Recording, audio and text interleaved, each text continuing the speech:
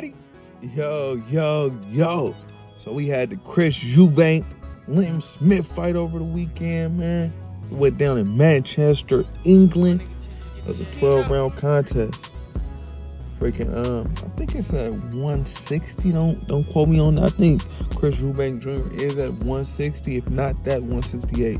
160 is middleweight. If you didn't know, middleweight. All right, Chris Eubank Jr. was 32-3, 24 KOs. Liam Smith was 33-3, 1 draw, 20 KOs. Both fighters from the UK.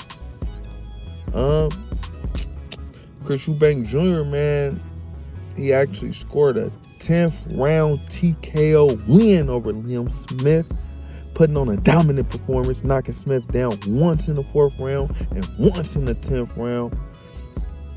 He also was cut over the right eye, Smith before being stopped by Chris Eubank Jr. getting that win. I'll say it'll be a rematch. A rematch is coming to make it a trilogy, in my opinion. I feel like it's only right they do so, since Smith won their first meeting by TKO earlier this year, knocking Chris Eubank Jr. down twice before stopping him in the 10th round, like I said earlier this year. So in January. So yeah, man, I feel like the trilogy is only right. You know, he beat you, and Chris Eubank was looking horrible in that fight. He was looking horrible. I was like, is this Chris Eubank? Man, who the fuck is this? This is an imposter? You know, but like I said, after a change of trainers, he's now with Terrence Crawford trainer, the best fighter in the fucking world right now, Terrence Crawford, after what he did to Errol Spence. You know, yeah, he went with him. And he looked at like a completely different fighter. It was a completely different fight. He was very dominant. He was on, on his front foot. He was looking powerful. He was looking strong. He was looking smart in there.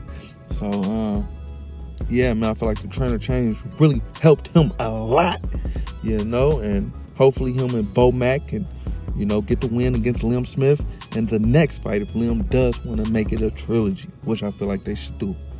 And also if Bo Mack gets out of jail, man, which he will, but however that case plays out, or if it even is a case, but he got caught with a gun at the Manchester airport in his bag, and they arrested him, so he's in police custody as of now, man.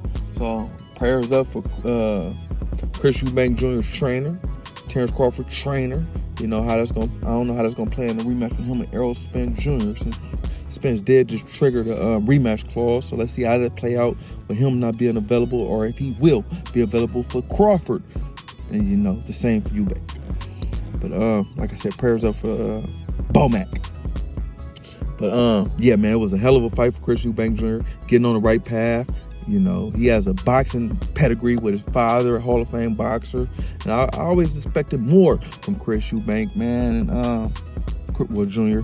And I feel like this fight, he showed me what he was what he was capable of. And it was amazing. It was astonishing. So I'm looking forward to him building on his relationship with Bo Mack and, getting better with every fight. Hopefully that's the case, finishing his career off strong.